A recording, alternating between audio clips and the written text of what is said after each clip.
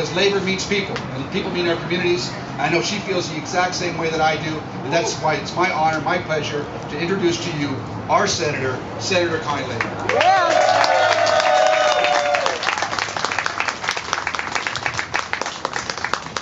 Thank you, Mark Ramos.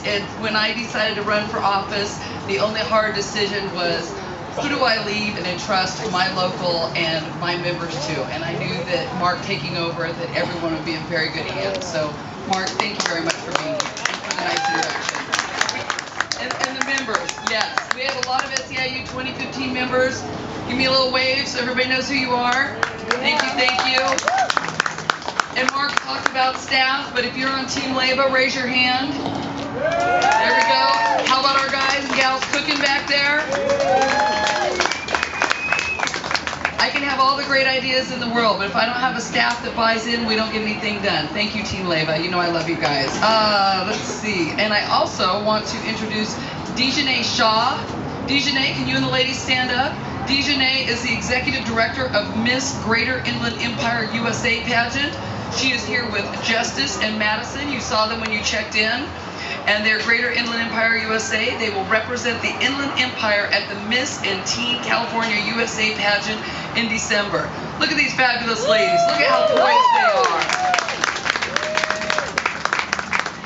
Thank you, ladies. Dejanay does a fabulous job of making sure our young women have the confidence they need to go out into the world and make big changes. So thank you for being here. Thank you, Dejanay. I couldn't be happier to have Eloise to work with. I really can't underestimate and tell you how nice it is to have someone who believes the way you believe and to have a true partner in the Inland Empire who wants to accomplish the same things. So to all of you who helped elect her, thank you. It will benefit all of us. So it's Labor Day, and I thought, what can I talk about that is in regard to Labor Day? What can I have people think about, whether you're union or non-union? So I want all of you to think about your job for a second. And I want you to think about the things about your job that you like.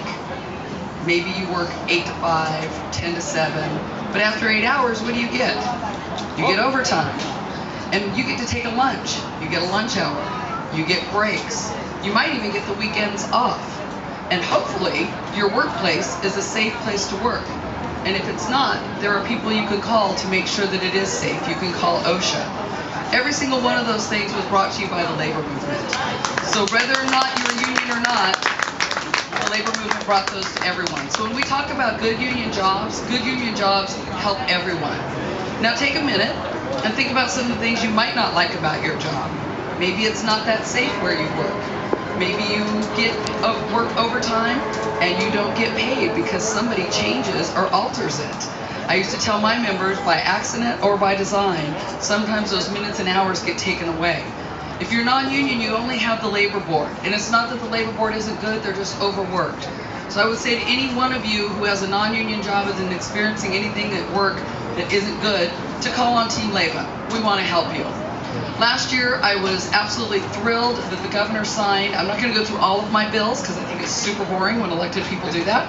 But I'm going to highlight to you the ones that I think are really effective in helping this area. Warehousing, to me, is a really big issue for a number of reasons here in the Inland Empire.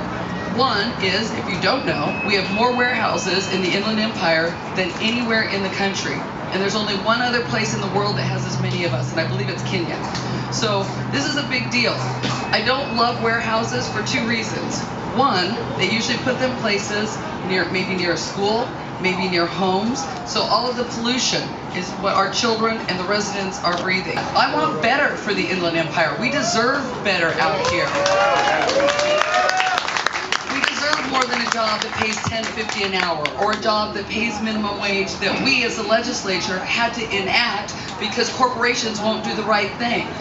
So last year, it came to my attention that we have an outdoor heat standard for farm workers, for construction workers. Guess what we didn't have? We didn't have an indoor heat standard. And for any of you know anything about the warehouses, it gets up to 120 degrees on a day like this. It might even be more. They don't get proper water breaks. The workers there aren't given an opportunity to rest a little bit longer or to go someplace and cool off. So I was very proud when the governor signed into law SB 1167, which we're in the process of creating the regulations right now that will require an indoor heat standard. Isn't that awesome? All right, awesome. But when you look it up and you see SB 1167, it won't say Connie Leyva. It'll say Tony Mendoza, because the assembly was mad at me for supporting Eloise Reyes, so they stripped my name off the bill. Isn't that rude? But I don't care. The most important thing is it's now a law and it's going to happen. SB 1000 is something else that the governor signed, and that is to make sure that in every one of our cities up and down the state, when they do their 10-year plan, they have to put in an environmental justice plan. So if you are going to build warehouses, fine. Build them someplace that's not right by schools, not right by residents. And we'll keep working on that. That's a pet peeve of mine. And the last bill, two last bills. SB 1015, that bill made sure that all domestic workers will have overtime going forward in perpetuity. Yeah. Believe it or not, domestic workers who take care of the most important people, the most important things in our home, our people, were not entitled to overtime. So thrilled that I could do that. The last bill I'll talk about is the Justice for Victims Act. Some of you may or may not know that there was a statute of limitation on rape. If you were raped, you only had 10 years to come forward. If not, you could have all the evidence in the world and nothing would happen. 6 other legislators had tried it, and I'm happy to say that we got bipartisan support, unanimous support in both houses, and the governor signed it into law. Yay! Team Leyva had a successful year, and if I'm successful, it means you're successful. I want to continue to hear from all of you what's important to you, because what I think about, you might be thinking something different, so please let us know. It is an honor for me to get to serve you every day. I really do love my job. I love to try and make a difference in people's lives. And I thank you so much for coming out today. We'll keep doing it. This was an idea Mark and I had when I was running for office, because there was nothing for Labor Day out here. So we are going to keep this going. We're going to keep you all coming back, and bring your friends and neighbors. We'd love to have all of you. And thank you all for what you do in the community every day. Thank you very much for coming. All right, Connie.